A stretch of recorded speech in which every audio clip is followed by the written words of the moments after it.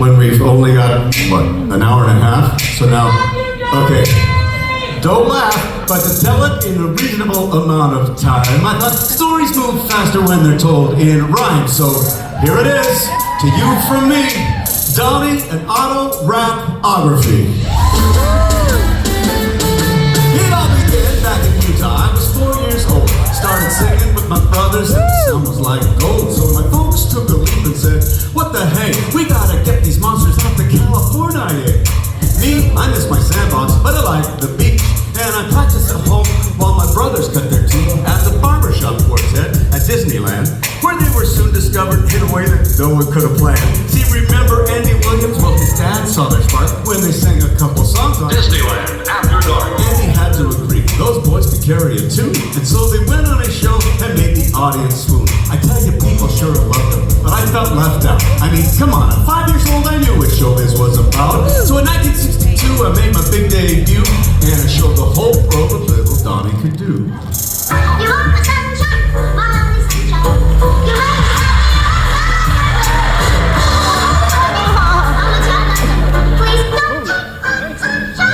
By 67, we got noticed by the great Jerry Lewis, who played to my in a Bob Hope comedy special musical. Nancy Sinatra was.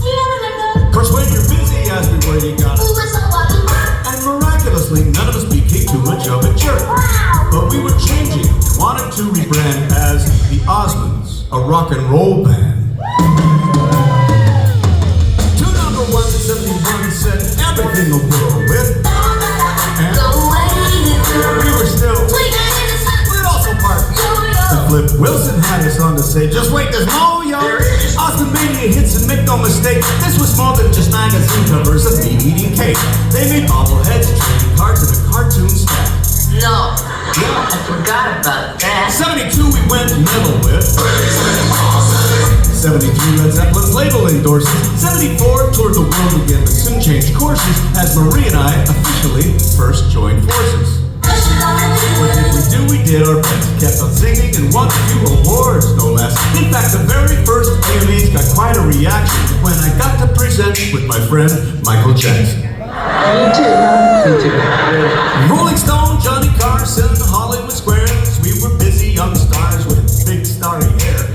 Till 76 when we said a little prayer as the Donny and Marie show hit the air. You're right.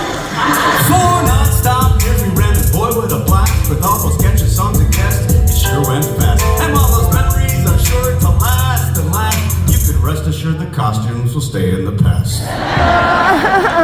Wow. The 80s, no longer were we babies. The TV show was canceled and my fangirls, now ladies. I tried my hand at Broadway in Little Johnny Jones. Yeah, you do. But the critics says they sing through stones. We opened and closed on the very same night. So I packed up my bags and took a homebound flight.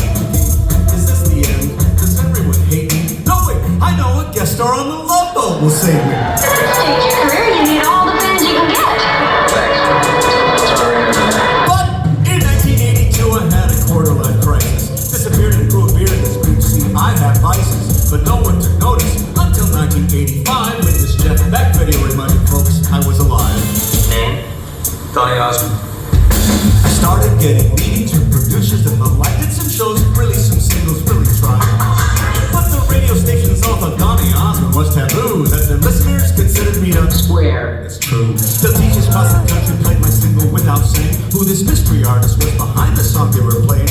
People started calling in, requesting replays round the clock, and when the truth came out, said Donny Osmand making it rock. it was surreal and vindicating to be heard with honest ears after battling my Image. for so many years. And what was that comeback song, Heaven Sent From Above? My 1989 release? Yes, it became a smash. Number 2 on the charts. With also Melting Hearts. It became my 3rd hit single in a row, topping the MTV dance charts at that. Then Capitol Records swooped in, wine dine, signing as the media 180 on the history behind me, embracing that little Donny who rode into a man, hitting the way so much more as the 90s began. Cause I was back from the dead and as Arsenio said, There's some new, exciting days ahead. and not just in music, though I didn't quite retire with the string of new hits like. In 1991 I found my talent for touring included the racing.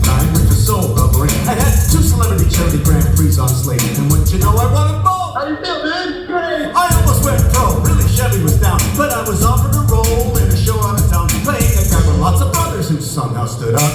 Something I know absolutely nothing about. It seemed safer than racing though, so I accepted. And could think cause it was bigger than I ever expected, making me a theater star at the titular dreamboat. It Notice that the amazing Technicolor dream coat. I was red and yellow and green and blue.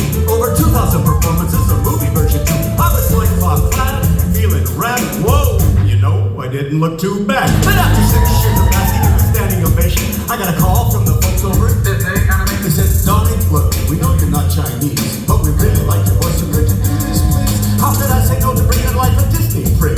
Great story, great song, I was easy to convince. So I joined the Disney Renaissance and got my song on as Captain in the movie. The rest of the decade was mainly occupied by a new TV show with my sister by my side. And what a beautiful way it was to open the door to a new millennium with a lot in store. Let's go, things started out smooth in the brand new century, with 2 Emmy nominations for my sister and me. Meanwhile, cartoons couldn't get rid of me. Like Johnny Bravo, You gotta be kidding me. co-host of Miss America, sang with the crown, even if my sister called me on the Slide down. did in 2001, which is still the closest thing I've ever done. Presented awards to some famous names.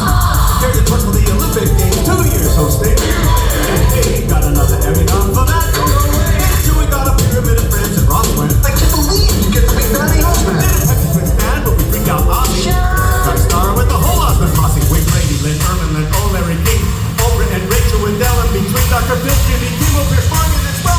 What can I say? Talk shows know that I sell. Back on Broadway as Gaston. We're out in it all this fun. What silver, what gold, what platinum album. What doing cameos on? See Donny Muggy. Awards that were groovy. College road trip the movie.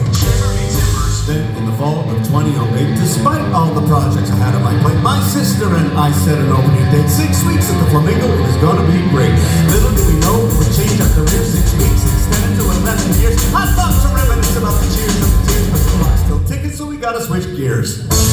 The year after we opened, Hollywood called and said, are you hip enough to strut your stuff on? Dancing with the stars. And I said, Marie did it last year and had a good run, so grandpa or not, I will not be outdone. I'll give it a shot, son of a gun. I came, I danced, I won! The tickets to the busiest yet. Tours and albums, shows you've been plus up. Wrapped to it, and a new birthday card that broke the net. Then around when I got wax figured, another surprise opportunity delivered when dressed as a fool. I was the very first. Of course, it wasn't the first time I made the choice to hide my face and enjoy the cheer of my voice. It's just such a great way to let the haters know. Well, Donny, you got it done. Out of sight, 60 plus years at the speed of light. If you didn't know before, then I'm always like, well, now you know, full show. Right on, that's right. Okay, let's finish strong. My name's Donny Osmand, and I might be famous, but I'm making you folks out me feeling no laces. It's true and what's more, see, how should I say this? I'm just so pumped up to be back here in Vegas, baby! That, my friends, to you from me, is Donny, an auto-rap-ography.